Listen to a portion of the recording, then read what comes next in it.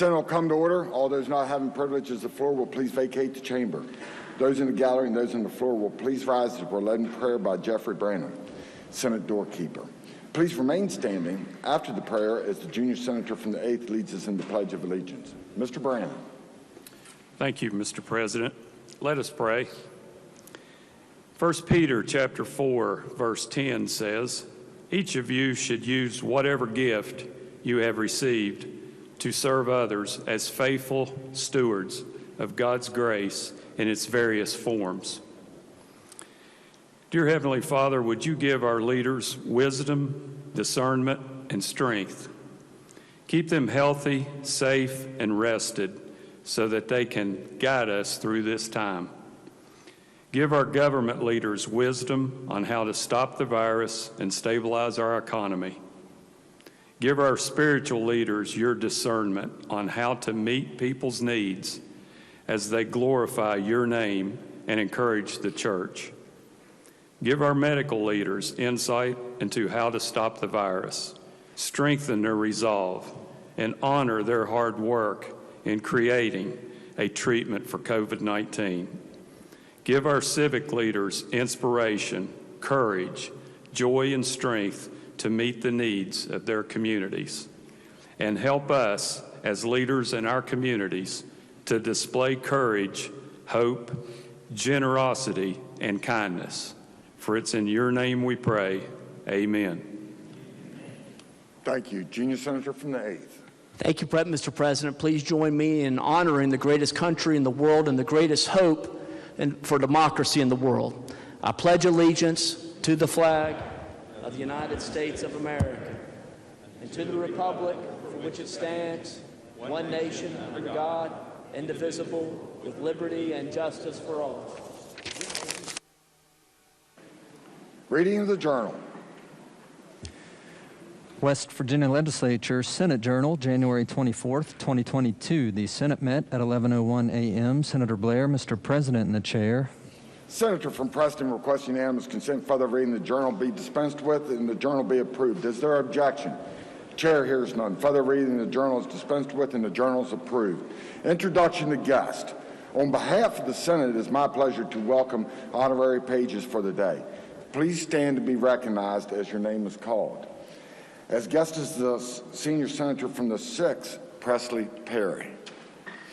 And as guest is the senator from Greenbrier, Ryan Mann, Sadie Mann, and Connor Dillon.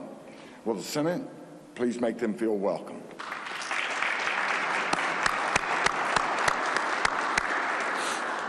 Further introductions. Senator from Marion. Thank you very much, Mr. President. As you know, today is WVU Day in the legislature, and I see in the President's Gallery and throughout the Capitol, we have many representatives here from our flagship university, West Virginia University, including our mountaineer with his musket up there. I'd like for all the mountaineers to please stand and the Senate to please make them welcome.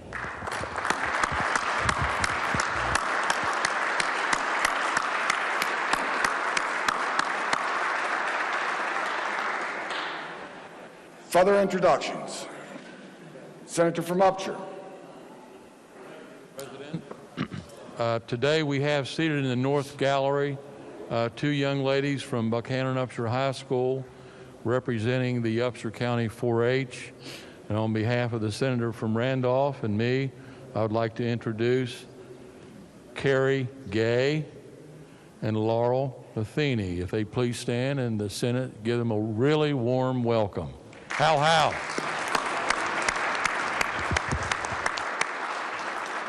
Senior Senator from the 6th. Thank you, Mr. President. I have a few introductions today, so bear with me. On behalf of the senator from Upshur, Randolph, and my fellow senator from Mercer County, we have the chaperones for our honorary page, Presley Perry, her mother, Joanna Beckett Perry, who I sat behind in geometry class in 10th grade, and her Presley's aunt, Jennifer Beckett Harmon, who I graduated with. Senate, please join me and make them welcome. Girls, stand up.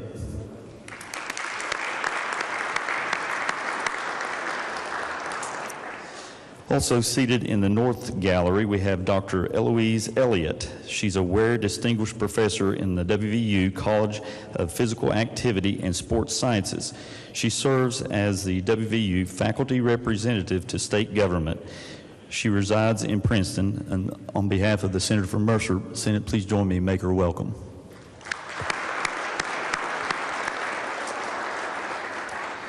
Just a few more, Mr. President.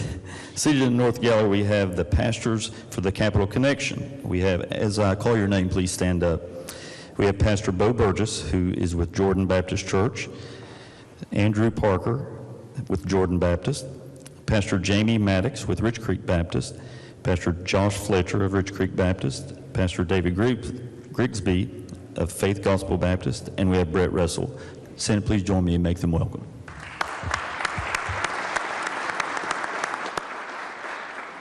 Senator from Wetzel. Thank you, Mr. President. I would like to welcome to the Senate chamber today a virtual guest, Mr. Philip Johnson of Payton City, West Virginia, a member of the AARP Capital team who is visiting with us today via the internet.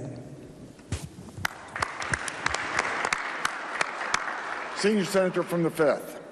Thank you, Mr. President. And on behalf of the Senator from Cabell and the rest of the senators here, it's my honor to talk about a colleague that was here before that I served with in the position that Senator from Cabell's in.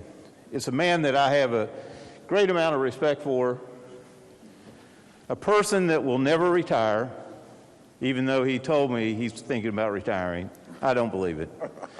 But a person that had great integrity, always studied the issues, and was a person that you can count on for everything. Tom Scott.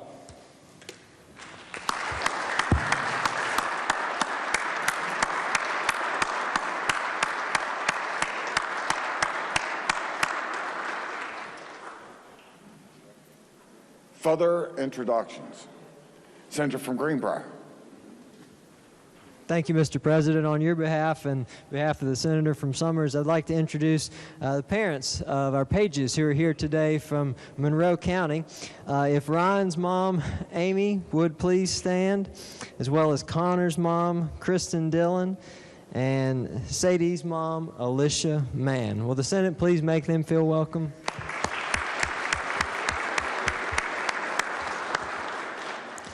Also, Mr. President, pleased to have with us here today members of 4-H clubs in Fayette County. If they would please stand, the students and their leaders as their names are called. Sam Keeney, Ben Keeney, Maren Bobblets, Lily Bostick, Zoe Wahlberg, Chloe Comer, Emily Crothers, Susan Crothers, Montana Collison, and J.R. Davis. If the Senate will please make these 4-H leaders from Fayette County welcome.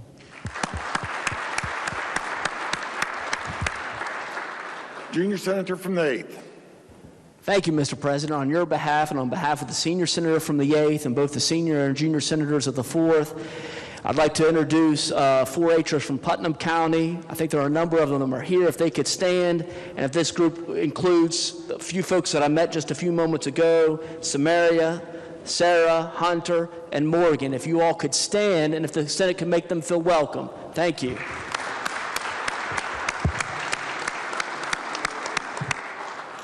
Further introductions. Communications from the House. The Clerk of the House announced the passage by that body of committee substitute for House Bill 2184, increasing the penalties for exposure of governmental representatives to fentanyl or any other harmful drug. Message be received and the bill will be referred to the Committee on the Judiciary.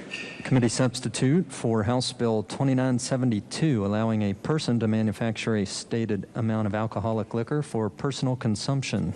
Message bill will be received and the bill will be referred to the Committee on the Judiciary.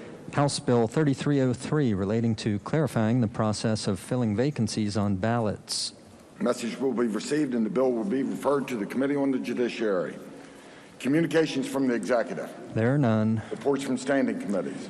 Your Committee on Natural Resources has had under consideration Senate Bill 164, exempting emergency vehicles and private ambulances from paying tolls or other charges, and reports the same back without recommendation as to passage, but with the recommendation that it first be referred to the Committee on Transportation and Infrastructure, and then, under the original double committee reference, to the Committee on Finance. Respectfully submitted, Bill Hamilton, Chair. Report be received.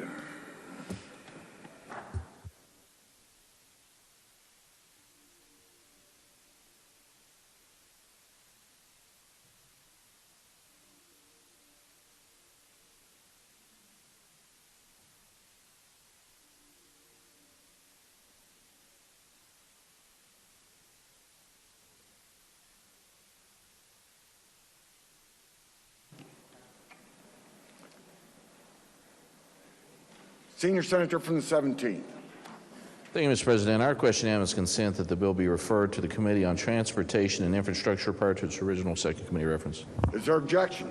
Chair hears none. The bill will be referred to the Committee on Transportation and Infrastructure and then to the Committee on Finance. Your Committee on the Judiciary has had under consideration Senate Bill 431 relating generally to Uniform Controlled Substances Act and reports back a committee substitute for same, and Senate Bill 449 relating to Nonviolent Offense Parole Program and reports back a committee substitute for same, with the recommendation that the two committee substitutes do pass. Respectfully submitted, Charles S. Trump IV, Chair. The report be received.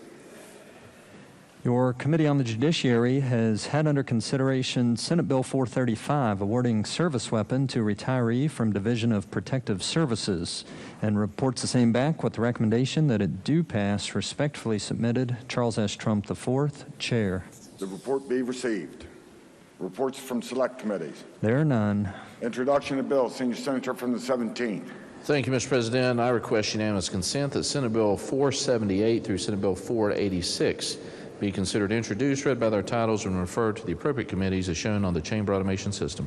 Senior Senator from the 17th requests unanimous consent Senate Bills 478 through Senate Bills 486 be considered introduced, read by their titles, and referred to the appropriate committees as shown on the chamber automation system. Is there objection? Chair hears none. So ordered. Resolutions. Senate Concurrent Resolution 19 by Senator Stallings naming the U.S. Army Private Thomas D. Beckett Sr. Memorial Bridge.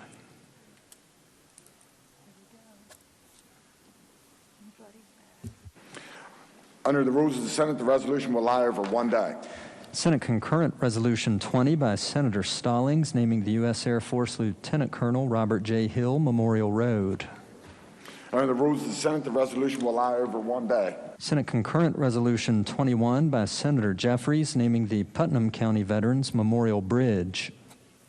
Under the rules of the Senate, the resolution will lie over 1 day. Senate Resolution 14 by Senators Nelson, Takubo, Jeffries, and Lindsay congratulating the George Washington High School Patriots boys golf team for winning the 2021 Class AAA state championship. Under the rules of the Senate, the resolution will lie over 1 day. Senator from Marion. Speaker, asks unanimous consent we return to the second order of business. Is there objection? Chair hears none. So ordered. Senator from Marion. Thank you, Mr. President. In the back of the chamber, we have someone who knows his way around this Capitol very, very well. He's a former member of this body, and most importantly, he's Marion County's native son. Please welcome our United States Senator, Joe Manchin.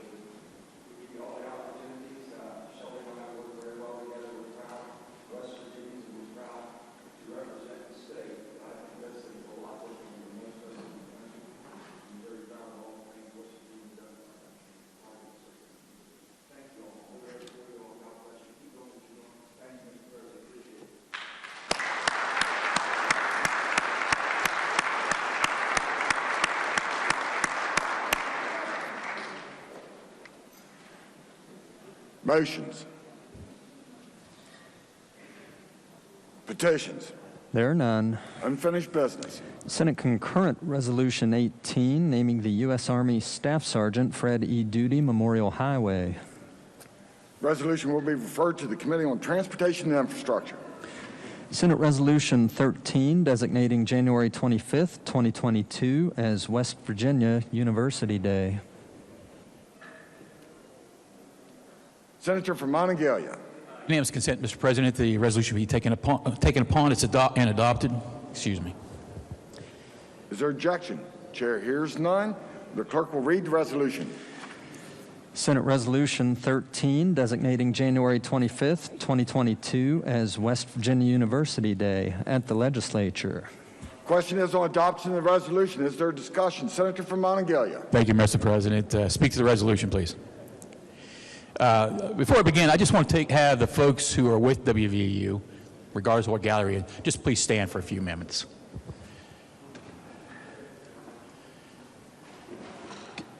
I think it's important that we recognize these folks. Hey, we have one stray over here, folks. I think it's important that we recognize these folks for multiple things. WVU has been part of my life since I was a boy. My father graduated from WVU and taught ag sciences in Monongalia County for 35 years before his passing. But that's not where I myself remember my connection with WVU. My connection is through the extension program in 4-H. I was proud to be, and I still talk about it to this day with my sons. I was part of 4-H for 10 years, and it was a great experience. As a matter of fact, that's where my parliamentary procedure experience first started, was with 4-H. So it's been a wonderful experience, a long-lasting experience. But you know, our WVU extension program is in 55 counties. WVU itself has over 350 majors, bachelor's, master's degrees, and professional skill level programs also that they offer. But they've been around since, anyone to yell out to the year that WVU started? 18? Oh, come on, you can help me out here, can't you, a little bit? There we go. Thank you, sir. Thank you. And I suspect they'll be around for just that many more years here in the state of West Virginia, leading the state in its growth and its experiences for our population. Again, I want to thank each and every one of you for being here. Thank you. So further discussion? If not, the question is on adoption of the resolution. All those in favor will say aye. Aye. Those opposed, no. The ayes appear to have it. The ayes do have it. I declare the resolution adopted. Bills on third reading. Engrossed Senate Bill 4, repealing ban on construction of nuclear power plants. Third reading of the bill. Question is on passage of the bill.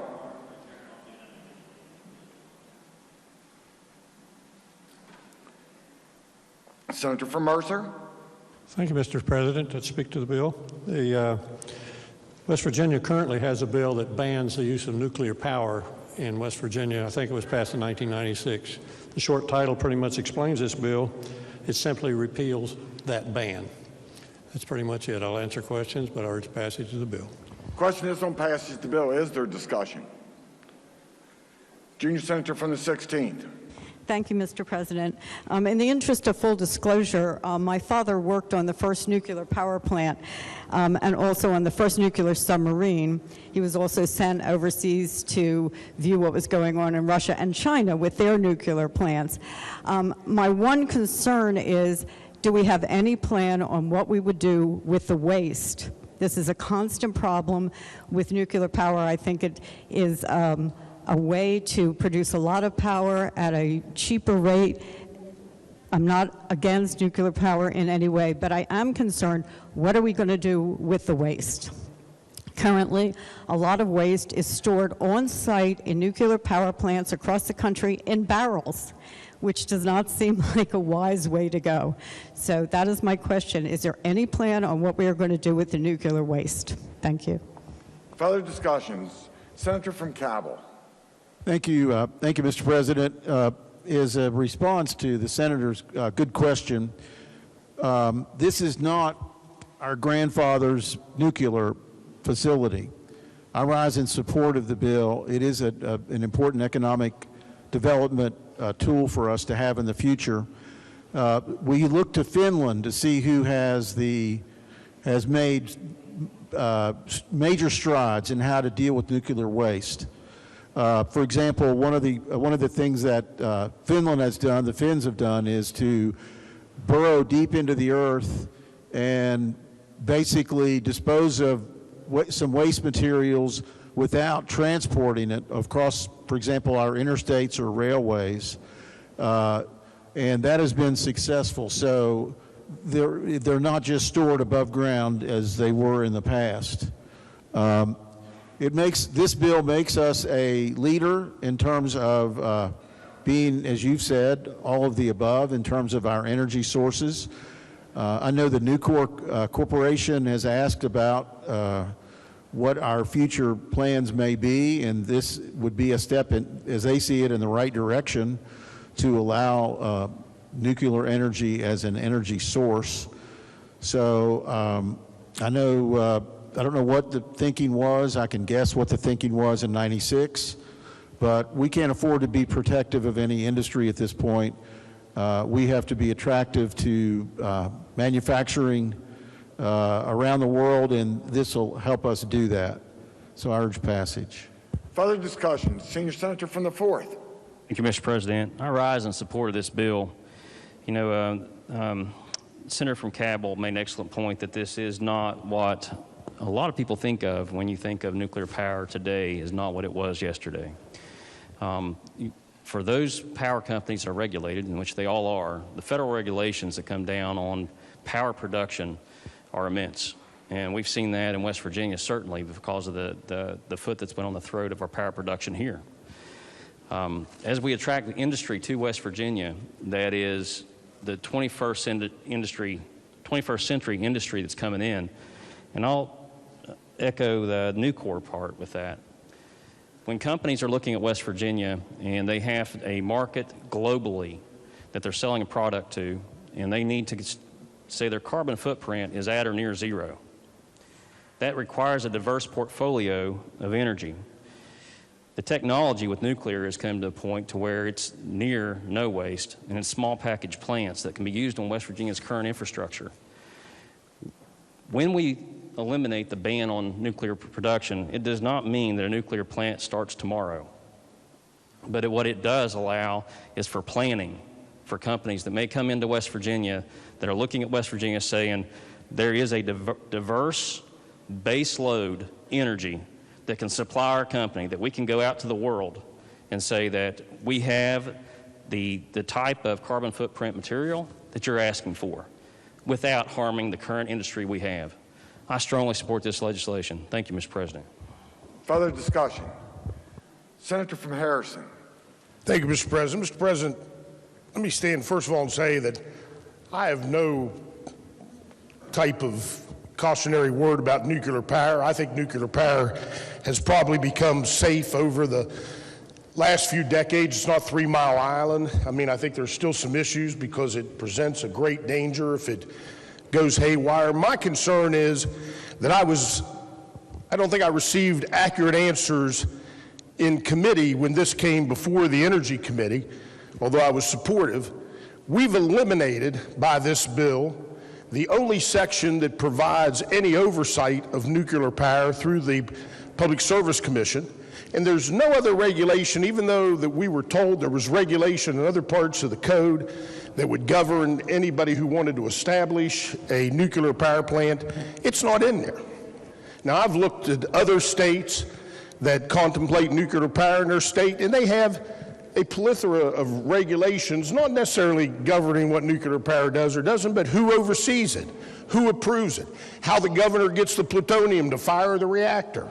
We don't have any of that. I mean, are we serious about trying to attract nuclear power, or are we just going to give somebody some acreage and tell them go build it? I can't vote for this bill in this situation. I think it supplants our other fuel sources in this state for which we're famous and for which we do a great job producing. I think we ought to look at nuclear power, but I think we ought to do it right. I mean, all we've done is eliminate by this bill all of the sections that cover nuclear power in our code, unless somebody can speak differently. Unless somebody has some other information, I'll be glad to listen and ask some questions. Thank you, Mr. President. Further discussion. Senior Senator from the 17th. Thank you, Mr. President. I just rise in support of the bill, and I would just like to make one thing clear. All this bill does is simply says we're open to discussion. That's it. We're open to discussion. We're not closed-minded. There would have to be a vast amount of discussions and planning.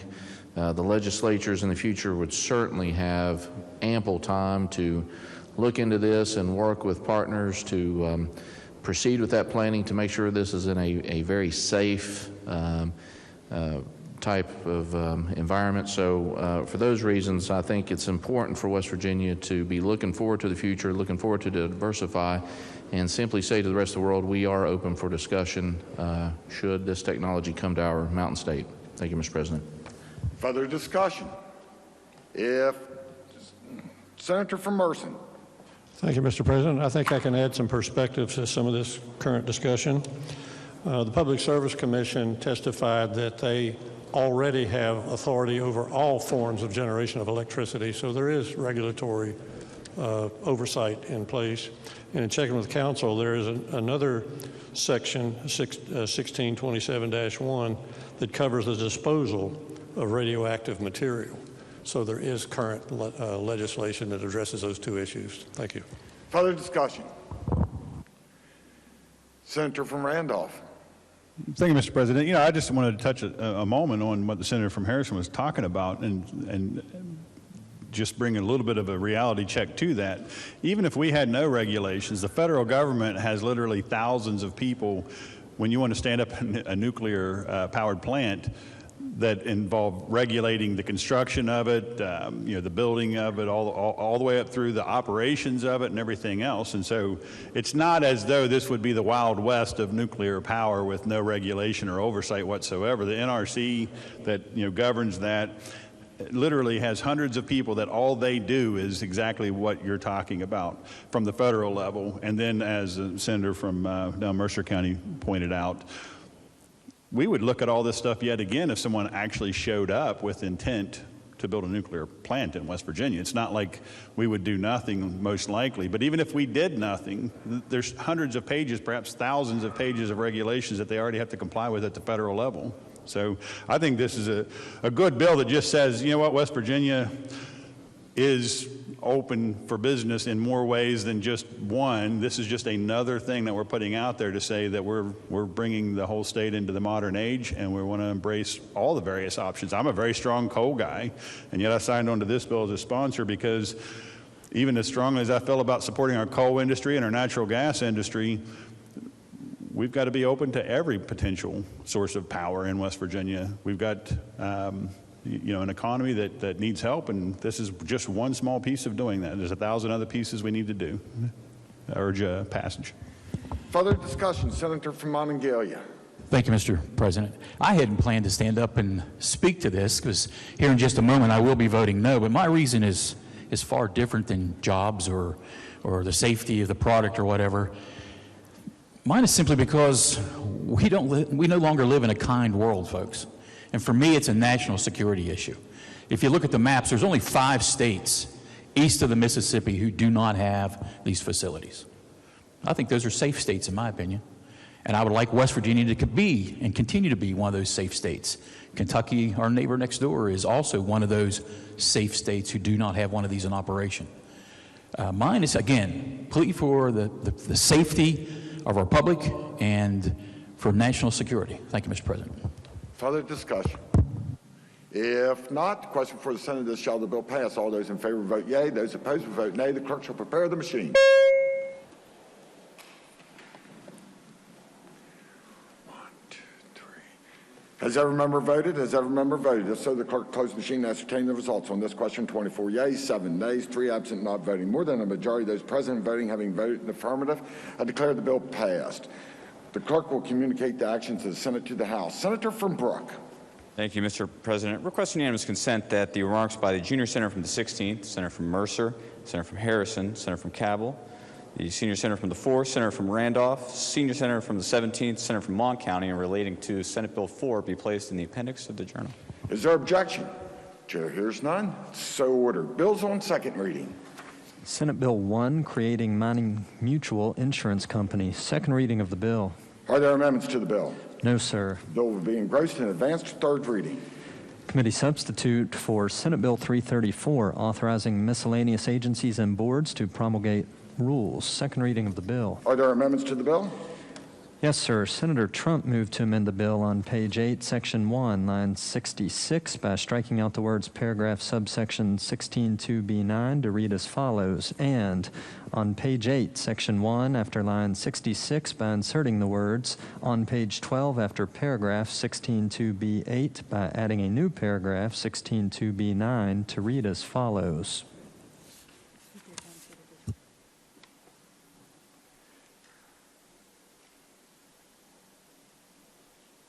Senator from Morgan. Thank you, Mr. President. The amendment, as we've heard in the clerk's reading of it, is purely technical, correcting references to subsections. I urge adoption. Is there discussion? If not, the question for the Senate is adoption of the amendment offered by the senator from Morgan. All those in favor will say aye. Those opposed, no.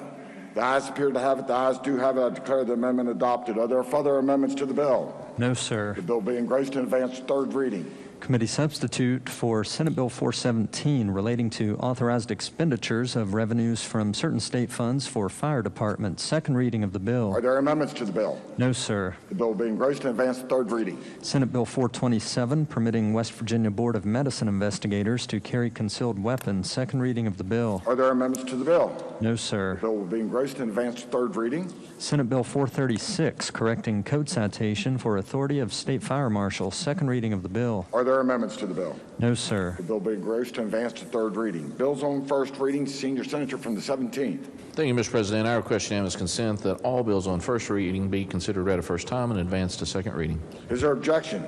Chair hears none. Bills be advanced. Introduction of guest. Remarks by members. Senator from Randolph. Thank you, Mr. President. The other day, the senator from Cabell County raised a very important concern about some legislation that's out there. He raised a concern that we might not see businesses like Nucor coming to West Virginia if we were to pass a RFRA bill. He said that would sort of chase them off. And for me, creating jobs in West Virginia and new business here, that's all very important. And so it really called out to me, brought to mind, wow, maybe we really do need to look at how much damage passing a RFRA bill would do in West Virginia when it comes to attracting companies like Nucor to West Virginia, because I believe what he said was that we would not be able to do that if we passed RFRA legislation. And so I thought, maybe I should look into this a little bit more. And so I did, and I thought I should let the Senate know kind of what I found, which is that there are 31 states that have RFRA laws on their books, or something very similar to a RFRA law that require the strict scrutiny. And then I looked at Nucor, because he mentioned them by name, and I looked at all the states that Nucor was in, and Nucor is in about 20 states. And so, at least according to their website, out of those 20 states, 16 of those states have a RFRA law, which means about 80% of the states that Nucor operates in has a RFRA law. And so what that sort of brought to mind for me is it's about a 20% increase in the chances that you can land a company like Nucor if you have a RFRA law on the books. And so when we say we want to land more Nucor type companies in West Virginia, I think the obvious answer is we need RFRA as fast as we can possibly get it in order to attract more Nucors to West Virginia. So I just thought I should point that out, Mr. President, and thank you. Junior Senator from the 8th. Thank you, Mr. President. Yesterday, I was reading in the Metro News that Colonel Cahill of the West Virginia State Police gave testimony in front of the House Finance Committee talking about ways for the state troopers to retain and hire. As everyone would agree, that's a big problem in the state of West Virginia. The senior senator from the 8th, a couple months ago, and we were both on the road, and we stopped at a gas station and happened to bump into a state trooper and just asked him how things were going with COVID, with the pandemic, what it's like right now in the state troopers, and he explained to us how difficult it is to retain and hire state troopers. I know in being in Clay County, for example, the state troopers cover all the police and law enforcement protection, save one deputy in the entire county. So we're talking about a group of individuals that we rely upon, and law enforcement, not just the state troopers that protect and serve, and how important they are to us, not just in that context, but when it comes to first responders and EMS support as well. I've introduced a bill, Senate Bill 257, which would increase the salaries for state troopers by $2,000. Now, I'd love this bill to run, to see its day, to be passed into law, although I know that there may be competing bills, and I hope that there are competing bills, because I think we can all agree that whether it's my bill or someone else's bill, that we get this done for our West Virginia state troopers. So thank you, Mr. President. Senior Senator from the 17th. Thank you, Mr. President. I just wanted to mention to the body that on Friday, the Senate session will be at 9 o'clock, just so you can adjust your schedules accordingly. The rest of the week will continue as usual, but just so in advance we don't get it mixed up at time of announcements that the Senate will meet at 9 a.m. on Friday morning. Further remarks by members. Senator from Cabell. Thank you, Mr. President. Just wanted to make a couple of comments briefly. As I learned in a logic class in high school, correlation is not causation.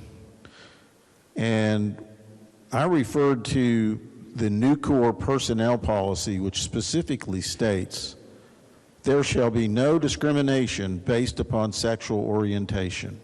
That's what I was referring to.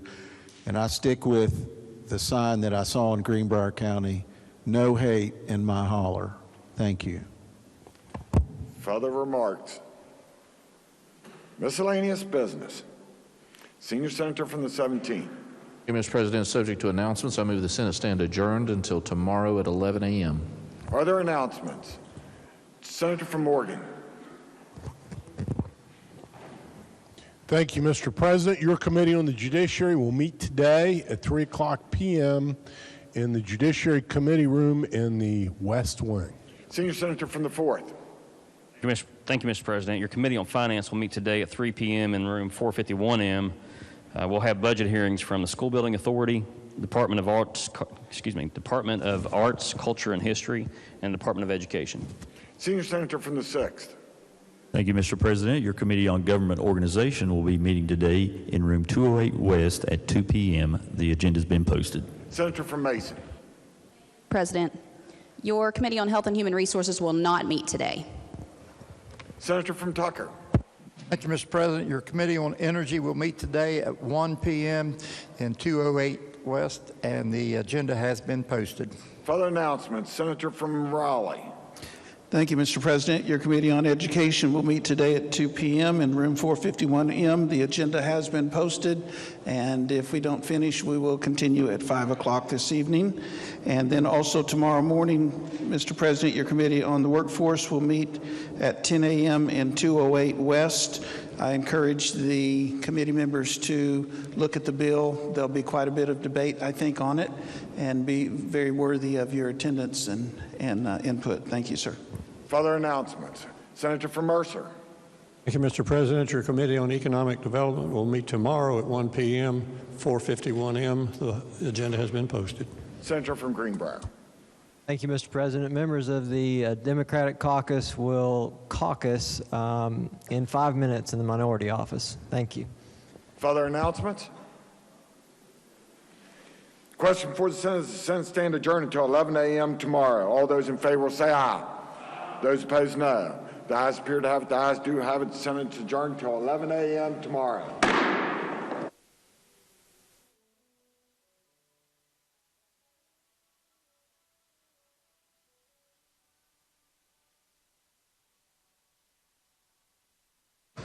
House will be in order. All those not having privileges of the floor, please vacate the chamber. Members and guests in the galleries will please rise while we are led in the prayer today by the gentleman from the 6th, Delegate Kelly. Thank you, and good morning, everybody. Would you bow your heads with me? Father, today we come to you thanking you that You're a God who loves us. You're a God who's called us for such a time as this. And as we pause this morning before you, there are no Republicans or Democrats. There are just your children. And Father, your word says how good and pleasant it is when the people dwell together in unity. And so we pray for unity today. We pray for soundness of mind, and we pray for civility. And Father, we thank you in advance for everything you're going to do. And Lord, we want to thank you for the men and women of faith that have come here today to pray with us and for us and over us that are in the balconies. We thank you and we pray your blessing on them as well.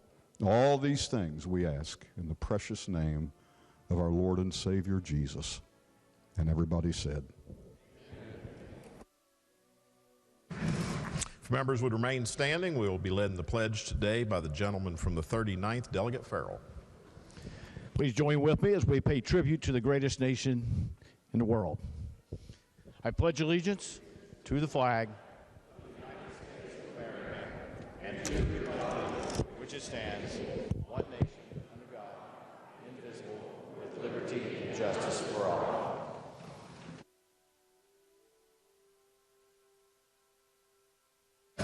Reading of the Journal.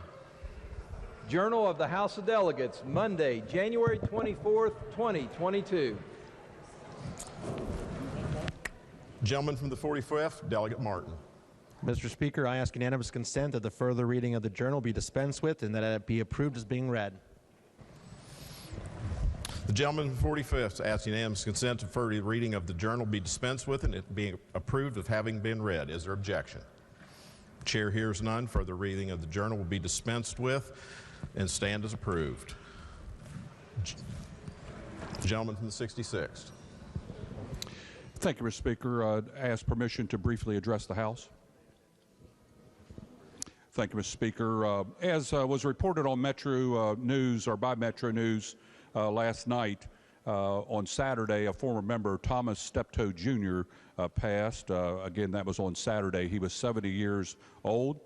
He served in this body from 1981 to 1984. At the age of 33 in 1984, he was the youngest person ever elected circuit judge at that point in West Virginia history. He retired in 2008 and served as a senior status circuit judge. On behalf of my colleagues from the 65th and the 67th, I would ask that we observe a moment of silence. If all those would rise as we observe a moment of silence.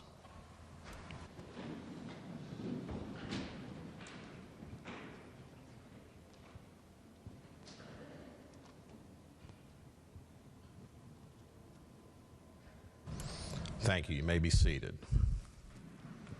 Introduction of guest. Gentleman from the 30th.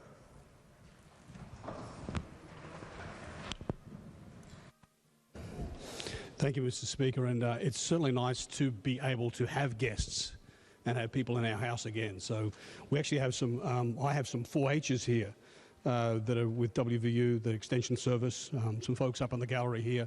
So I've got Langston Lilly, Raylan Carr, Ellie Gamble, and Gracie Littrell, who I've known since was about this big.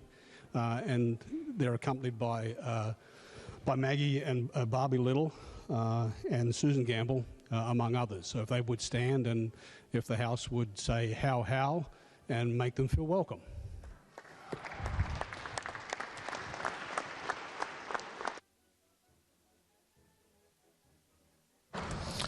Gentleman from the 31st, Delegate Tony. Thank you, Mr. Speaker. On behalf of myself and Delegate Painter from the 25th, we also have students here from 4-H. If students here from Wyoming County would please stand and the House make them feel welcome.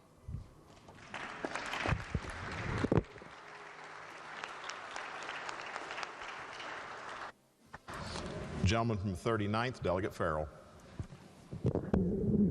Yes, joining us on the floor this morning, for the former delegate from the 39th District and my friend, Mr. Kevin Bartlett.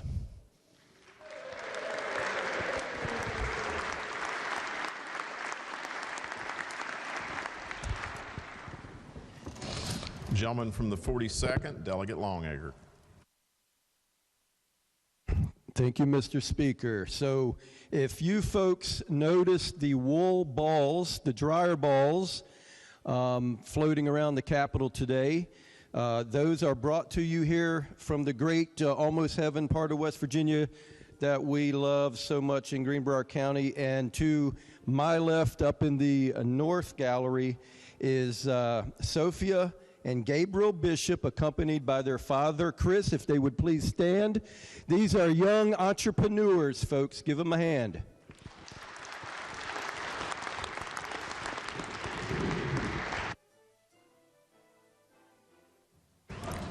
Gentleman from the 42nd, Delegate Honaker. Thank you, Mr. Speaker. I'd like to direct your attention to the West Gallery.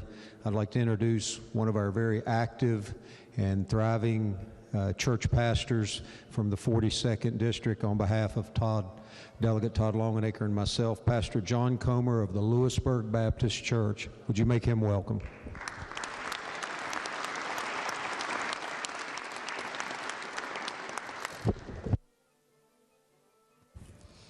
Gentleman from 53rd, Delegate Jennings.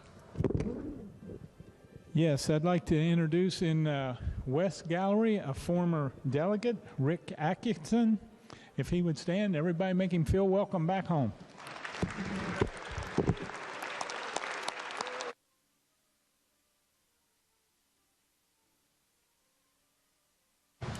Gentleman from the 54th, Delegate Hott. Thank you, Mr. Speaker. I'd like to direct your attention to the South Gallery. I know many of us have representatives here from the West Virginia Bankers Association. I have two of my very own who drove down from the Grant County Bank. I have Mr. George Ford and Mr. Lindsey Teets. If the House will make them feel welcome.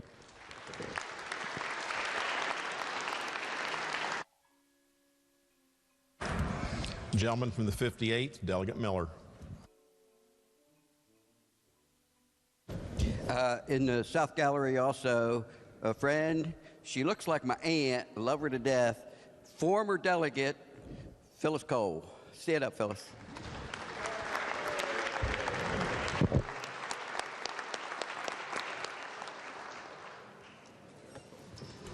Gentlelady from the 13th, Delegate Kraus. Thank you, Mr. Speaker. I'd like to direct your attention to the West Gallery and introduce some friends of mine. Mr. Larry Roten and his children Penelope and Jacob from Red House, West Virginia. If you can make them welcome, I would appreciate it.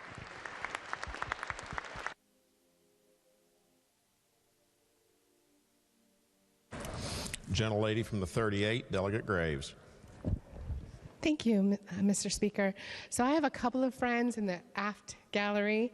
I've got Susie Azevedo, who's a dear friend. She's a representative of Congressman Mooney's office, and with her is a promising intern. His name is Lonnie Smith. He's a poli-sci major, so that was dear to my heart, and he's from Delaware, so I'd like everyone to give him a really warm welcome.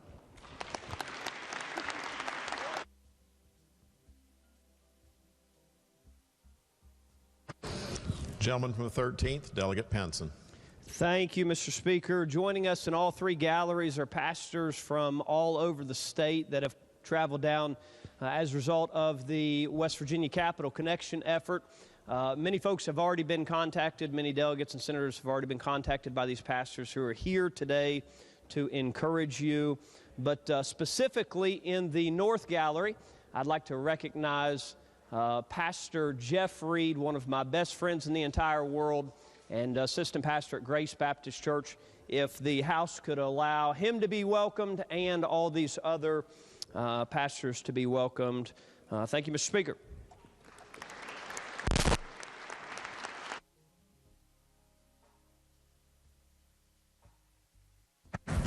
Gentleman from the 34th, Delegate Boggs.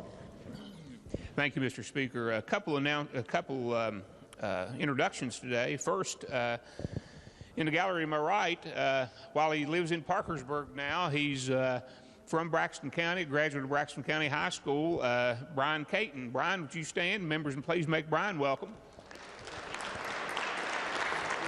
Thank you. And also, Mr. Speaker, if they made it into the gallery, we had 4-Hers down here today from Braxton and Gilmer County. So if they're in the gallery, if they would stand, and the members, please make them welcome.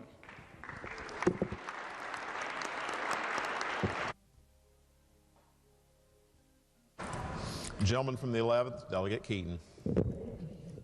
Thank you, Mr. Speaker. Today I'd like to welcome some folks from Roane County 4-H here. Extension Agent Emma Gardner, if you'll please stand while I read your names. Emma Gardner, the Extension Agent. Adult volunteers, Aaron Simon and Esther Sosung.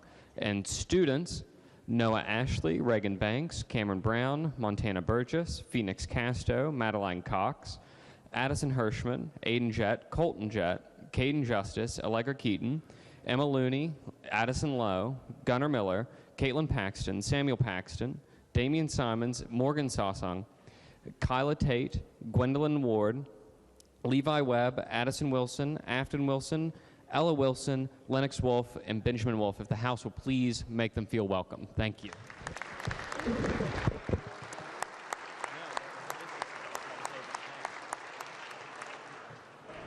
Gentleman from the 35th, Delegate Scaff. Thank you, Mr. Speaker. It's with my pleasure today, on behalf of WVU Day, to introduce a couple students and members of the Student Government Association and future leaders of our great state. If you would stand and be recognized, they're in the South Gallery. Soen Daniel, he's the SGA Chief of Staff. Logan Riffey, SGA Legislative Affairs Officer. And this other one I'm not too familiar with, but you might see him roaming around. Our good buddy Azim Khan, the Senator at Large. Let's please make him feel welcome. Thank you.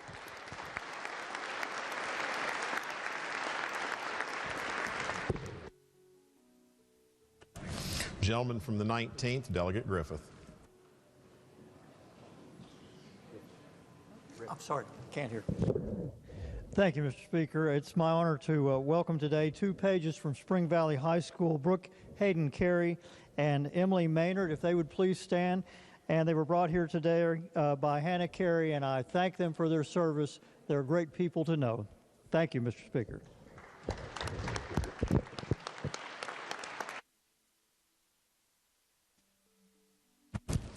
Gentleman from the 43rd, Delegate Thompson. Thank you, Mr. Speaker. On behalf of myself and Delegate Nestor, we have some 4-H'ers with us today from Randolph County. If you would please stand when I call your name. We have Alicia Turner. She is a student at Good Shepherd Christian Academy. And we also have, her parents are also Dennis and Tracy Turner. If you guys would please stand as well. We also have Haley Cunningham and Leslie Cunningham. They are also students at Good Shepherd Christian Academy. And their parents are Tim and Sarah Cunningham in the West Gallery.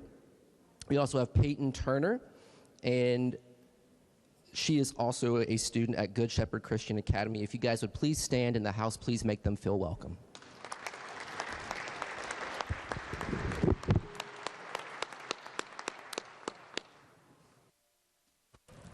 Gentleman from the 26th, Delegate Evans. Thank you, Mr. Speaker Pro Tem. I have many, about 30 or so 4-H'ers from McDowell in Wyoming County that have been with us today. So pleased to see them come up. And Delegate Longacre, I got my my gift of the dryer balls. That was pretty cool. So if you guys would stand and be recognized as fine sons and daughters of McDowell in Wyoming County. Okay.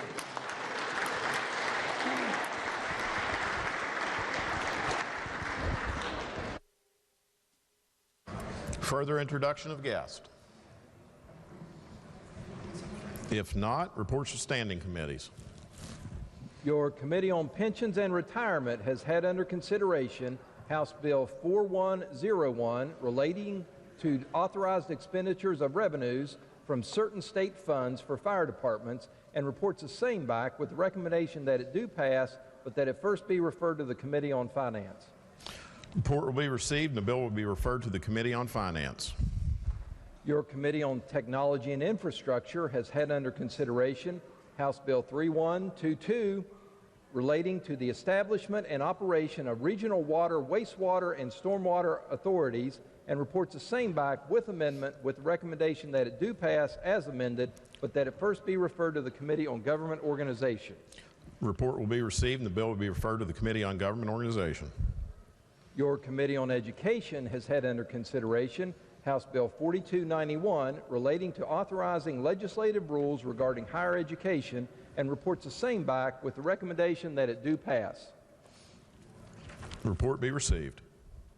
Your Committee on Education has had under consideration House Bill 4253, relating to school building authority, and reports the same back with the recommendation that it do pass, but that it first be referred to the Committee on Finance. The report will be received, and in accordance with House Rule 80, the bill will be referred to the Committee on Finance. Your Committee on Government Organization has had under consideration House Bill 2882, relating to repealing a ban on construction of nuclear power plants, House Bill 4024, creating a cosmetology apprentice program that allows companies to train employees for practical real-world experience, House Bill 4288, relating to expanding the practice of auricular detox to professions approved by the Acupuncturist Board, and House Bill 4301, reforming membership requirements of Huntington Park and Recreation District Board, and reports the same back with the recommendation that they each do pass. The report be received. Your Committee on Government Organization has had under consideration House Bill 4266, relating to limited liability companies, and reports back a committee substitute therefore, with the recommendation that the committee substitute do pass. Report be received. Your Committee on the Judiciary has had under consideration House Bill 4307, increase some benefits payable from Crime Victims Compensation Fund, and reports the same back with the recommendation that it do pass, but that it first be referred to the Committee on Finance. Report be received, and the bill be referred to the Committee on Finance. Your Committee on the Judiciary has had under consideration House Bill 2562, relating to litter control, and House Bill 4308, authorizing disclosure of juvenile information to Crime Victims Compensation Fund for investigation and award of benefits, and reports the same back with the recommendation that they each do pass. Report be received. Your Committee on Veterans Affairs and Homeland Security has had under consideration House Bill 4150, authorizing the state police to promulgate a legislative rule relating to career progression, and reports the same back with the recommendation that it do pass, but that it first be referred to the Committee on Government Organization. Report be received, and the bill will be referred to the Committee on Government Organization. Your Committee on Veterans Affairs and Homeland Security has had under consideration Senate Bill 77, allowing certain veterans parked free at metered parking in any state municipality, and reports the same back with amendment, with the recommendation that it do pass as amended, but that it first be referred to the Committee on Government Organization. Report will be received, and the bill will be referred to the Committee on Government Organization. Reports of standing committees. Messages from the Executive. Messages from the Senate. The Clerk of the Senate announces that the Senate has concurred in the House amendments and passed Senate Bill 8, relating generally to states' savings and investment programs. The message will be received. The Clerk of the Senate announces that the Senate has passed the following bills. Committee substitute for Senate Bill 44, requiring State Fire Commission proposed rules for sprinkler protection for certain new buildings. The message will be received, and the bill will be referred to the Committee on Fire Departments and Emergency Medical Services, and then Government Organization. Senate Bill 60, allowing Board of Education create and provide course in family and consumer sciences in secondary schools.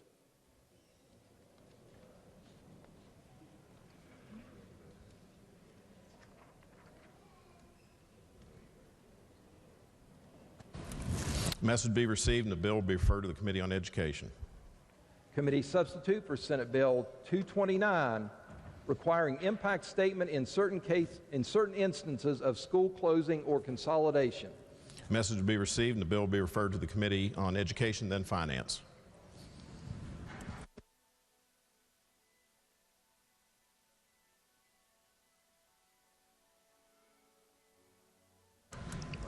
Gentleman from the 35th, delegate staff. Permission, Speaker, for a brief introduction. Gentleman may proceed. At this time, I'd like everybody to call your attention. I'm excited to introduce back to West Virginia here today. Joining us is our great Senator, Senator Joe Manchin.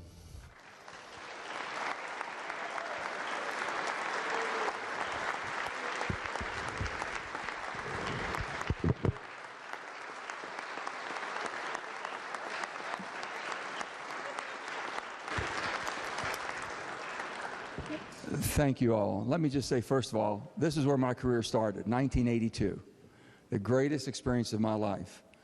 And I want you to know that we've grown as we grow. You grow and you learn, but you never forget where you came from. And this is where it starts. I get to brag on you all every day. I says, in West Virginia, we do things a little different. Shelley and I are very good friends. We work very well together. And I think we set an example of what the country should be. The country wants us to come together. We have our differences politically, but not about people. And remember this, it's not the American people or West Virginians that are divided. It's sometimes we divide ourselves, and we can't do that. So look for the commonality, things that you can do. That I've said the best politics is good government. You do something good, we all take credit for it. And the bottom line is we're there to help, but you make it so easy for us in Washington. They can't figure out, I said, well, what's different about West Virginia? I said, it's the people. Our people love each other and they care for each other. We like our politics, and we have good fun with the politics, but when it comes down to it, how do we take care of people and opportunities? We got a lot of things happening right now. We have a lot of resources coming to West Virginia we've never had before, and it's because we work together, and we've done it in a bipartisan way. I just want to thank you all for giving me the bragging rights I get because of you all and what you do. I want to thank this body for giving me the start that I got and also the experience that I've been able to take with me. God bless you. Thank you so much. God bless you.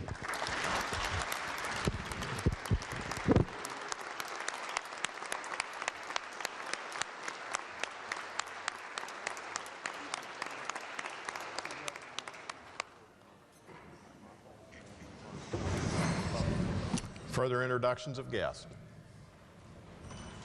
If not, resolutions.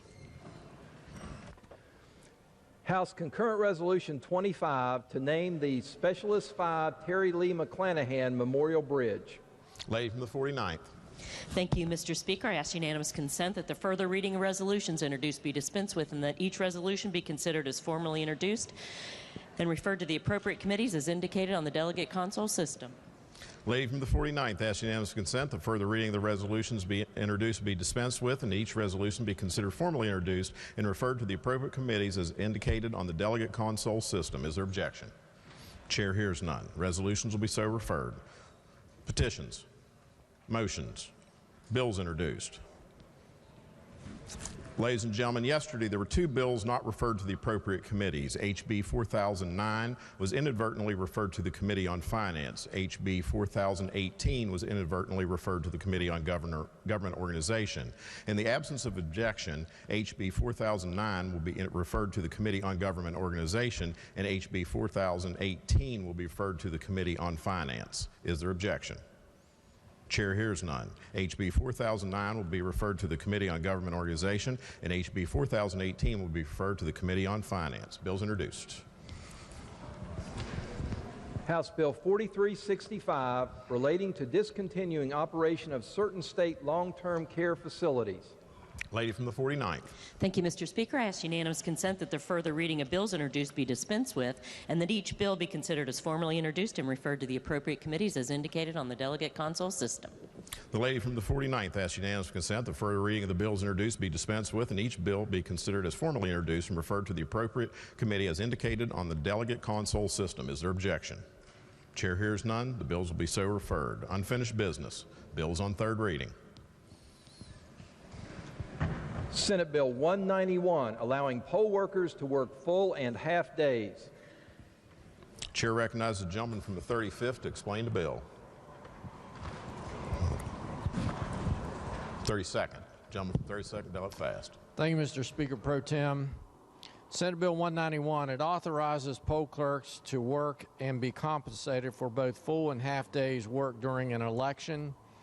This bill amends Code Section 3130 and 3144 to provide county executive commissions and county commissions the option of offering half-day shifts for poll clerks working during an election.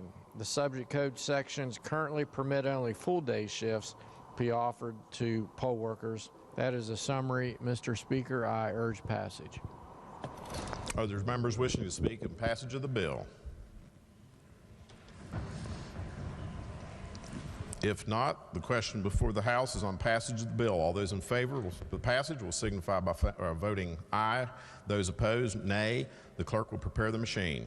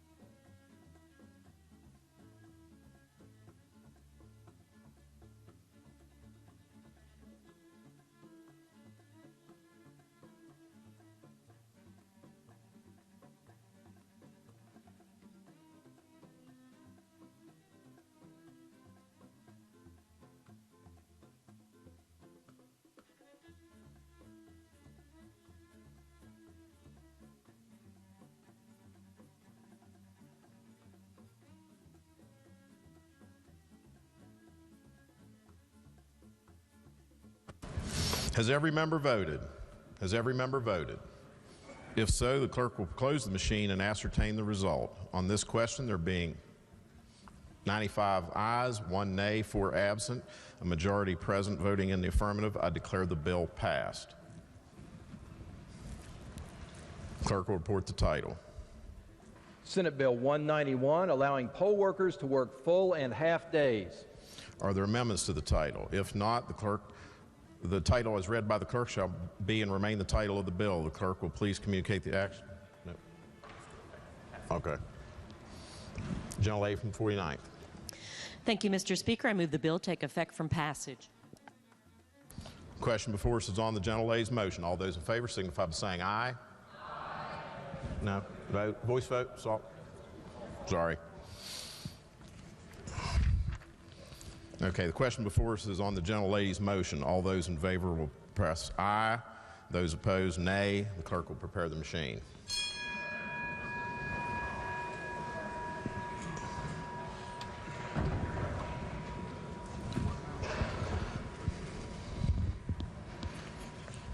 Has every member voted? If so, the clerk will close the machine and ascertain the results. On this vote, there being 96 ayes, 0 nays, and 4 minutes added, 2/3 elected, I declare the motion carries.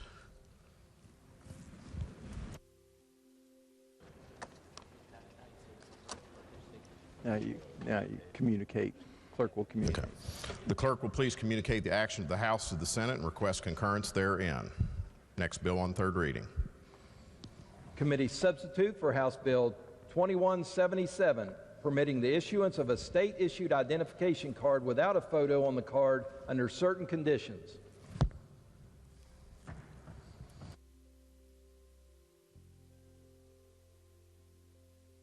Chair recognizes the gentleman from the 29th to explain the bill. Thank you, Mr. Speaker. The purpose of this bill is to permit the issuance of a state-issued identification card without a photo on the card if the taking of a photograph would violate religious tenets or religious beliefs. That's the bill, Mr. Speaker, and I urge passage. Are there members that wish to speak on passage of the bill? If not, the question before the House is on passage of the bill. Those in favor will vote aye. Those opposed will vote nay. The clerk will prepare the machine.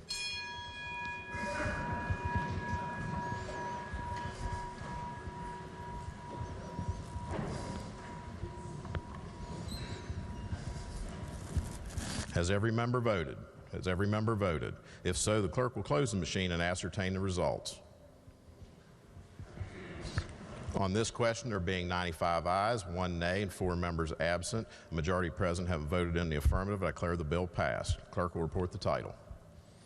Committee substitute for House Bill 2177, permitting the issuance of a state-issued identification card without a photo on the card under certain conditions. For what purpose does the gentleman from the first seek recognition?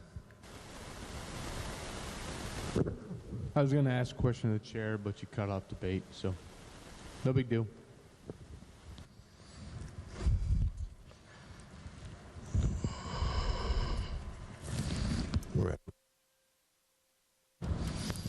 Are there amendments to the title?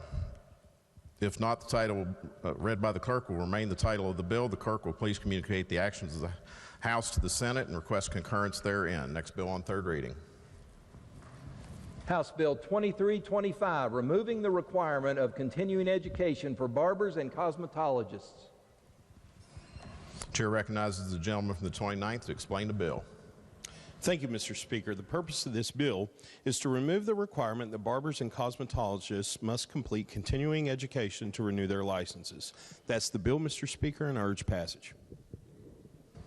Are there members that wish to speak on passage of the bill? Gentleman from the 43rd, Delegate Thompson. Thank you, Mr. Speaker.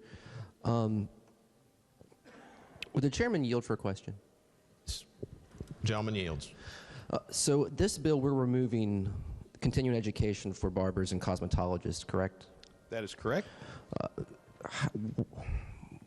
How many hours do they currently have to have? I don't know the exact number of hours that has to be done every biennium or annually, but the course is mainly centered around sanitation, which has been the same course for a very, very long time, going back into the 90s or 80s, I believe.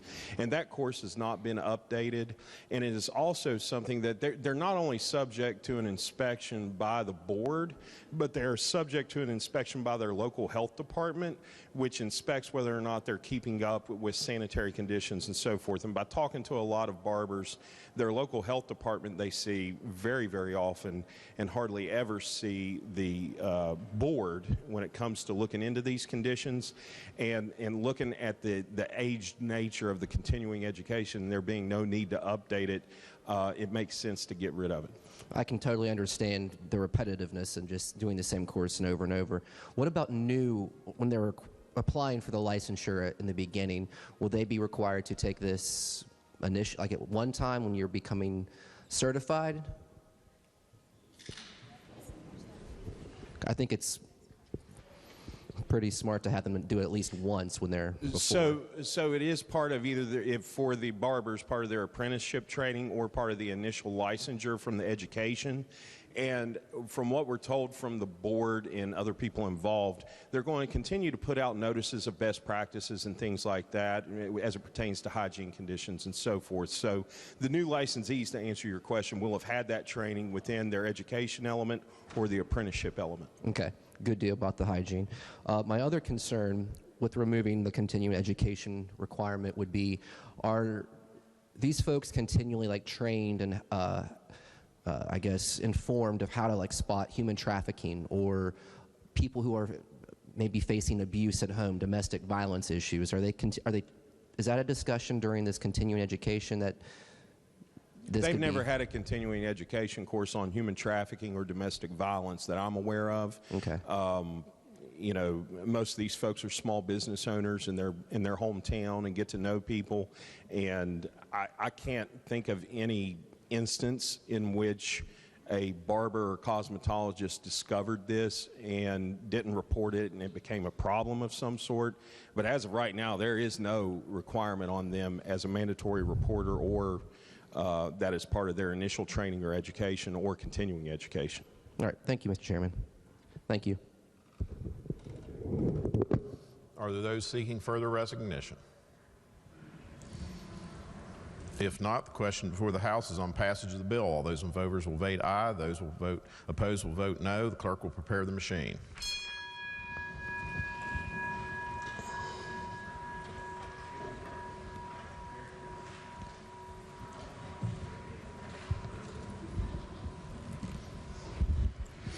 Has every member voted? Has every member voted? If so, the clerk will close the machine and ascertain the results. On this vote, there being 88 yeas, 8 nays, 4 absent, a majority present. Having voted in the affirmative, I declare the bill passed. Clerk will report the title. House Bill 2325, removing the requirement of continuing education for barbers and cosmetologists. Are there amendments to the title? If not, the title read by the clerk shall remain the title of the bill. The clerk will please communicate the actions of the House to the Senate and request concurrence therein. Next bill on third reading. Committee substitute for House Bill 3220, restrictions on taxpayer-funded lobbying. Chair recognizes the gentleman from the 29th to explain the bill.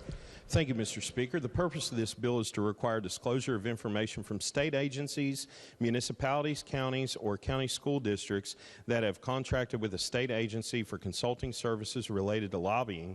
That's the bill, Mr. Speaker, and I urge passage. Are there members who wish to speak on passage of the bill? If not, the question before the House, gentleman from the 63rd, Delegate Hardy. Thank you, Mr. Speaker. Chairman Yield? Yes. So just a quick question. Will this affect like organizations that, like say the Municipal League? Would it affect like the Association of Sheriffs or maybe the Association, the County Commission Association? Would they also considered a lobbying organization? Would they also, these reports would go towards them too?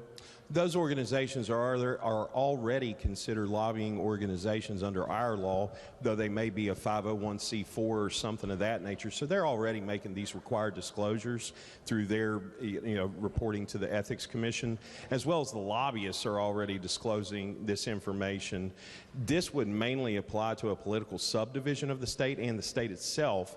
If say,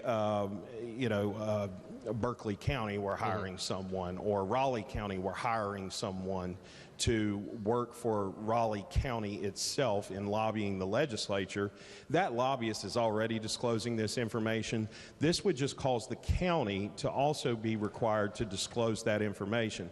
Now, in original versions of this bill before the committee substitute, it called upon a disclosure of the topics. That was removed for free speech purposes, and of course, lobbyists do need to have certain conversations with their client that may need to stay private as they bat around what their priorities are. But what this would cause is for those political subdivisions to have the same disclosures on them that other organizations would that are not political subdivisions. Thank you very much for your time and that great explanation. Are there those seeking further recognition? If not, the question before us the House is on passage of the bill. Those in favor will vote aye. Those opposed will vote nay. The clerk will prepare the machine.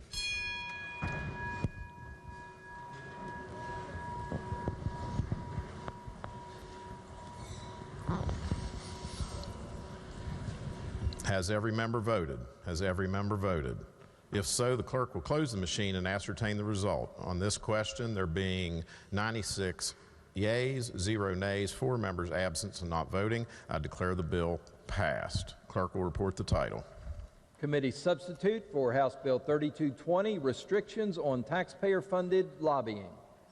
Are there amendments to the title? If not, the title read by the clerk shall remain the title of the bill. The clerk will please please communicate the action of the House to the Senate and request concurrence therein. Next bill on third reading. Committee substitute for House Bill 3231, Public Utilities Not Required to Pay Interest on Security Deposits. Chair recognizes the gentleman from the 35th to explain the bill. Thank you very much, Mr. Speaker. This is a bill that came before us last year, passed this House 92-6. What the bill does, it addresses a rule or regulation promulgated by the PSC, which requires that any utility that operates in the state of West Virginia must pay certain interest on security deposits that that they're holding on behalf of a customer.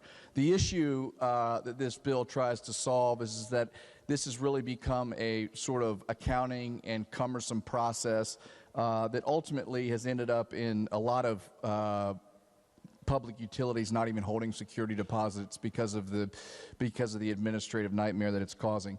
I would say to you and suggest that the amount we're talking about is very minimal. The PSC establishes that amount in 2021. It was 0.12% in this year it'll be 0.2%. So on a $100 deposit kept for 18 months, we're talking about 30 cents. Now, what the bill does is it requires a public utility to pay that interest back to the customer if that security deposit is held longer than 18 months. If the security deposit is provided back to the customer within 30 days of the 18th month that it's being held, then no interest is payable on that. If the security deposit is held past 30 days of the 18th month, then it would accrue for all of the time the public utility had held onto that deposit and would be payable to the customer when it was returned.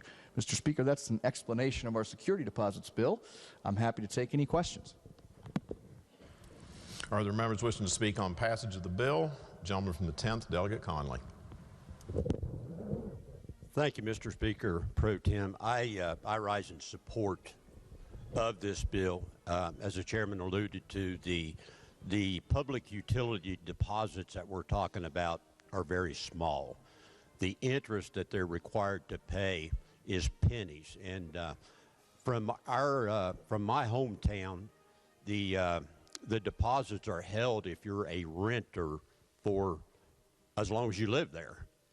If you own the home and you pay the deposit, those deposits are refunded after 12 months of consecutive no late payments. And I want to give you an actual real-life example of exactly what we're talking about. This is from just 2 months ago from a customer that paid a $100 deposit for water and sewer. After 12 months, this customer came back for their refund, and the interest paid on the water was 10 cents. The interest paid on the sewer was another 10 cents. So there was a total of 20 cents interest paid to this customer on that deposit. And by far, the administrative cost and the administration in general of this far exceeds any interest that the customer would have. So what we're doing here is cutting the costs for the municipalities. We're increasing their efficiency. So, and any time that we can do that, it lessens the likelihood that we're going to have rate increases. So I would submit to you that even though we're not paying that 20 cents, that we're going to be doing much more for the consumer by removing this than we would be by keeping it. So I would urge passage. Thank you very much. Gentleman from the 1st, Delegate McGeehan. Yeah, will the chair rise for a quick question?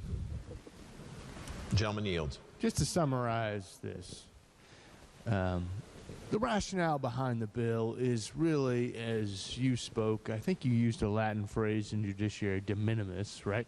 It's pennies and dimes that really, to simplify things, create a headache in the accounting process. And this is sort of a way to sort of simplify that. Is that correct? Yes, and I think to avoid any sort of legal conflict that might follow a Scrivener's error, to use another term of art for you. All right, there you go. Okay, no further questions. Thanks. Are there those seeking further recognition?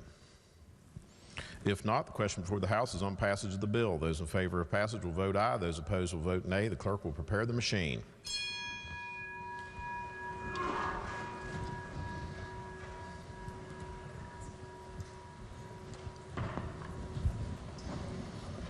Has every member voted? Has every member voted? If so, the clerk will close the machine and ascertain the results.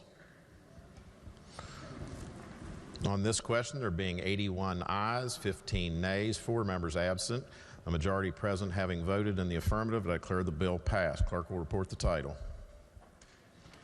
Committee substitute for House Bill 3231, Public Utilities Not Required to Pay Interest on Security Deposits. Are there amendments to the title? If not, the title read by the clerk will remain the title of the bill. The clerk will please communicate the action of the House to the Senate and request concurrence therein. Next bill on third reading. Committee substitute for House Bill 3312, establishing a memorial to child labor and child workers who died in the course of employment in this state. Chair recognizes the gentleman from the 29th to explain the bill. Thank you, Mr. Speaker. The purpose of this bill is to establish a West Virginia memorial to child labor in Fairmont, West Virginia, due to the proximity of the Monongahela mine disaster. Many children worked in coal mines and other hazardous professions in this state, whether whether formally or informally employed, and were horrifically injured, maimed, or killed during their regular line of work. The bill would promote a green park-like space in Fairmont with a memorial to child labor, reminding the state that the main employ of children should be to learn and to play. This would be the first memorial concerning child labor in the United States. That's the bill, Mr. Speaker, and I urge passage. Are there members wishing to speak on passage of the bill? If not, the question before the House is on passage of the bill. Those in favor will vote aye. Those opposed will vote nay. The clerk will prepare the machine.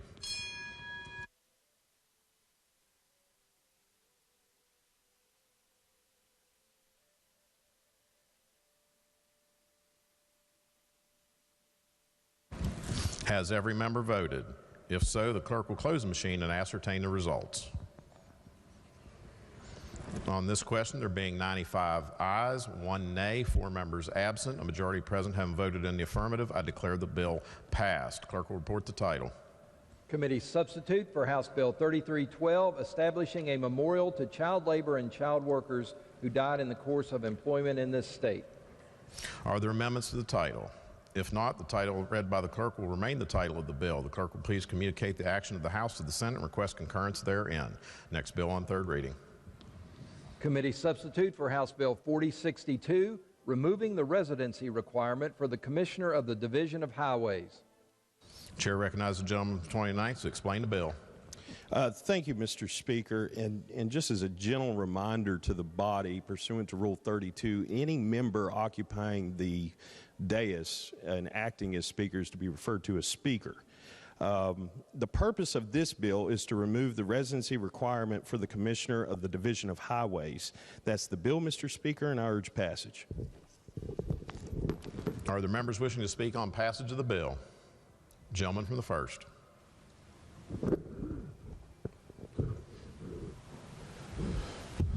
So, what is the current law? Where does the Commissioner of the Division of Highways have to reside now? Currently, the Commissioner of the Division of Highways has to reside at the seat of government in Charleston, and that residency requirement is one of the lone residency requirements on a commissioner that is not a secretary as designated.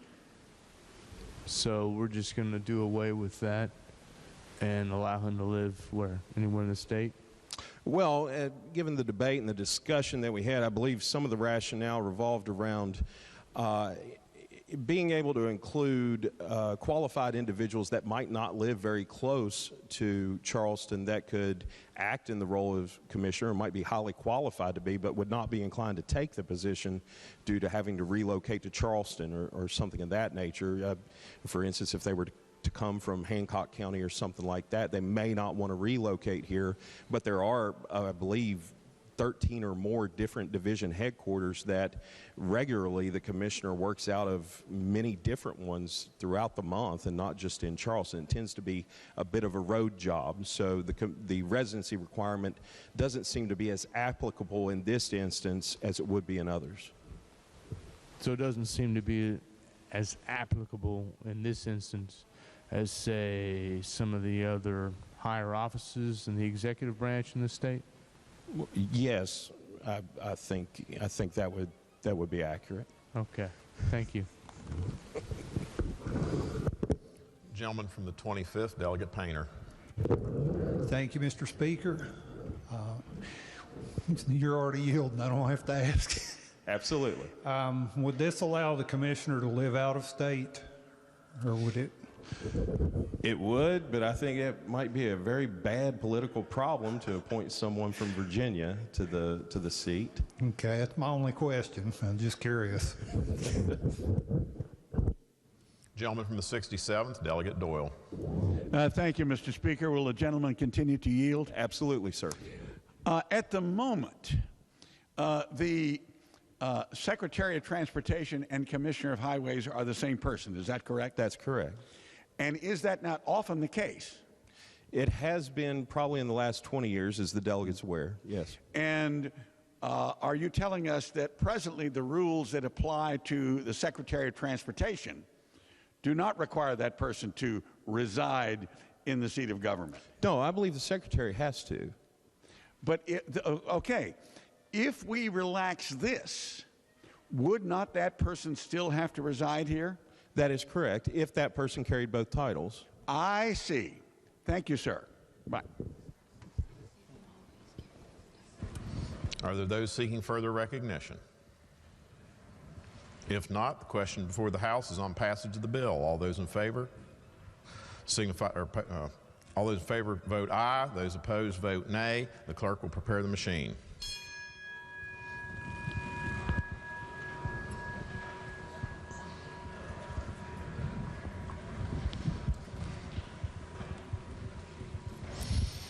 Has every member voted? If so, the clerk will close the machine and ascertain the results. There being 90 ayes, 6 nays, 4 members absent, a majority present having voted in the affirmative, I declare the bill passed. Clerk will report the title. Committee substitute for House Bill 4062, removing the residency requirement for the Commissioner of the Division of Highways. Are there amendments to the title? If not, the title read by the clerk will remain the title of the bill. The clerk will please communicate the actions of the House to the Senate and request concurrence therein. Next bill on third reading.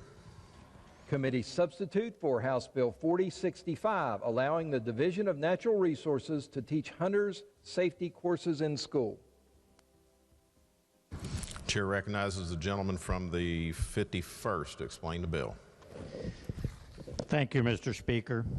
The committee substitute amends the current code to require the State Board of Education to establish and implement regular hunter safety orientation classes to be conducted outside the regular instructional day. Excuse me. To the event possible, they shall be conducted at a school facility and scheduled so that the attending students may use a regularly provided school transportation. The committee substitute further amends the minimum requirements to set forth by the State Board of Education for the program by requiring the classes shall be offered once per school semester in every middle school as well as some high schools with sufficient numbers. The County Board of Education has discretion to establish the minimum number of students to the classes to be provided during the semester. That is the bill, Mr. Speaker, and I urge passage. Are there members wishing to speak on passage of the bill? If not, the question before the House is on passage of the bill. Those in favor will vote aye. Those opposed will vote nay. The clerk will prepare the machine.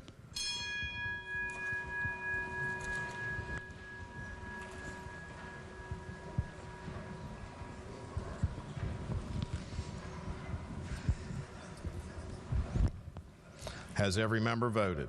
If so, the clerk will close the machine and ascertain the result. On that question, there being 95 ayes, 1 nay, and 4 members absent, a majority having voted in the affirmative, I declare the vote passed. The clerk will report the title of the bill. Committee substitute for House Bill 4065, allowing the Division of Natural Resources to teach hunters safety courses in school. Are there amendments to the title? If not, the title as read by the clerk will remain the title of the bill. The clerk will please communicate the action of the House to the Senate and request concurrence therein. Next bill on third reading. Committee substitute for House Bill 4074 requires schools provide eating disorder and self-harm training for teacher and students. Chair recognizes the gentleman from the 51st, Delegate Statler, to explain the bill. Thank you, Mr. Speaker. This committee substitute entitled Megan's Law requires public schools to provide training and education on self-harm behaviors and eating disorders to employees and students. The committee substitute requires that the state board to propose legislative rules to establish training requirements to all public school employees focused on developing skills, knowledge, and capabilities related to preventing, recognizing, and responding to students' self-harm behaviors and eating disorders. This rule shall provide for required training that includes instructional and informational on how to recognize the warning signs of self-harm behaviors and eating disorders, report to or refer a student who has exhibited warning signs of self-harm or eating disorders, and provide consistent and standard protocols for responding to the disclosures or discovery of self-harm or eating disorders. The training shall be provided every 3 years. The training may be administered virtually or through self-review of materials and resources provided to the State Board by the State Board. Education of middle school and high school students. Beginning September the 1st of 22, children in grades 5 through 12 shall receive information regarding self-harm and eating disorder signs, prevent and treatment. This education shall occur at least once each year, each academic school year.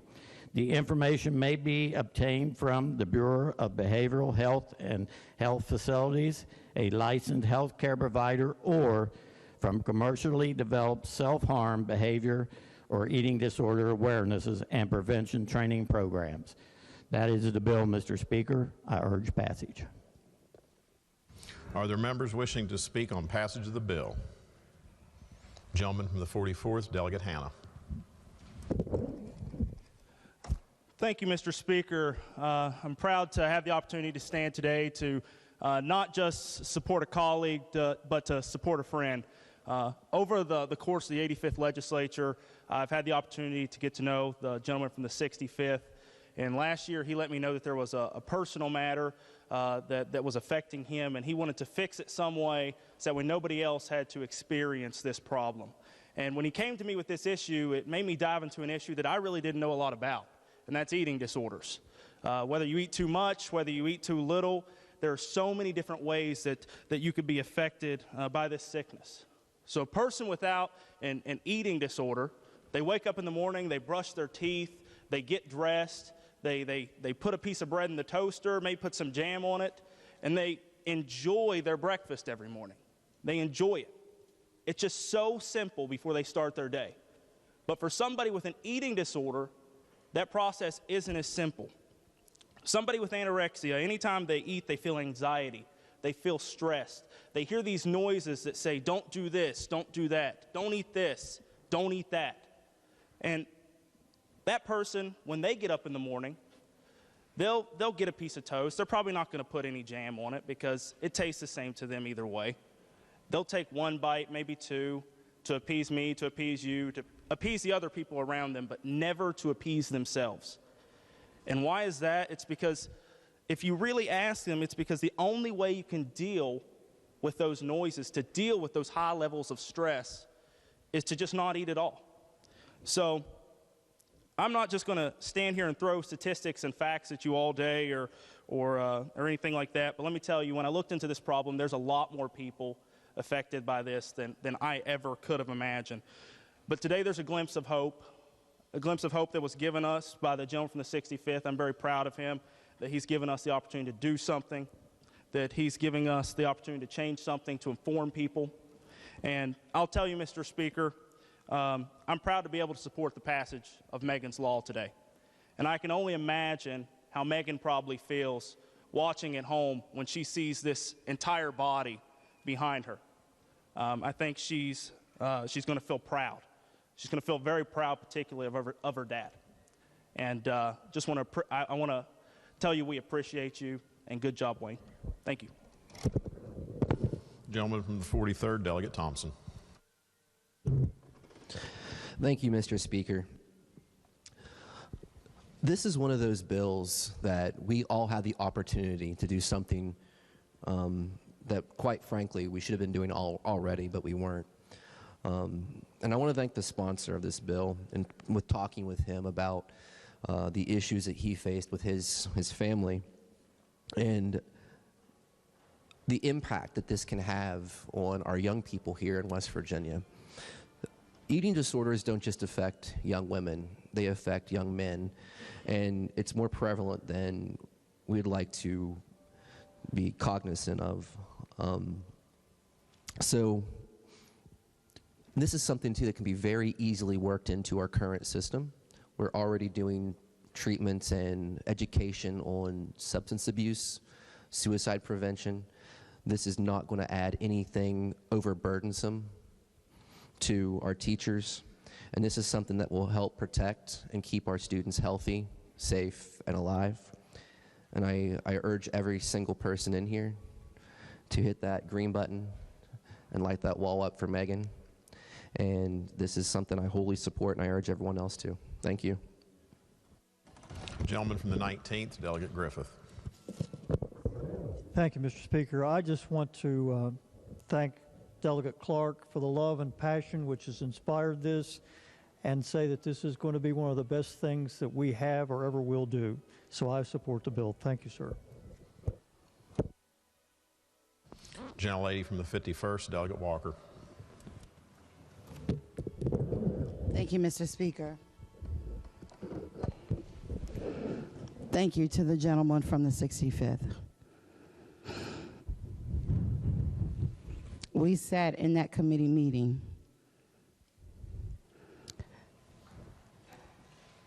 I had no idea the piece of paper that he was passing across the table was going to give so much hope to many more students in our mountain state. Oftentimes, we never know what our neighbors are going through. And as I read each sentence in that letter, I got just as emotional, only imagining what my colleague was going through. I am so thankful that Megan has parents like you and your wife. And you made that sacrifice to make sure that she was going to be taken care of. Megan, you are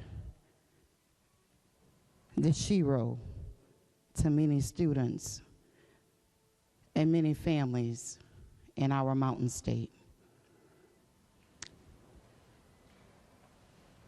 I know the pain of losing a child,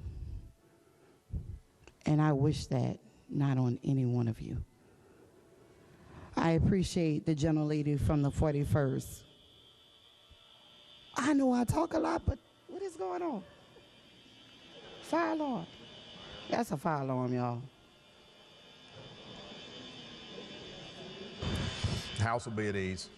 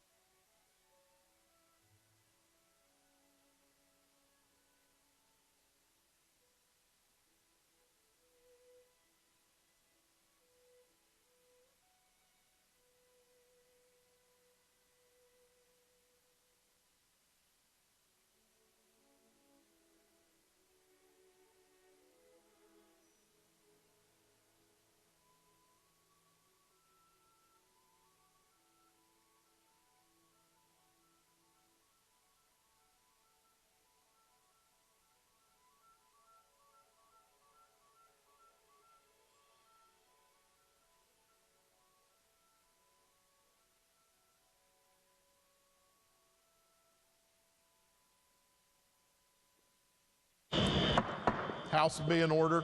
Gentlelady from the 49th. Thank you, Mr. Speaker. I move the House stand in recess for 10 minutes. Question before us on the gentlelady's motion. All those in favor signify by saying aye. Aye. Opposed? Ayes have it.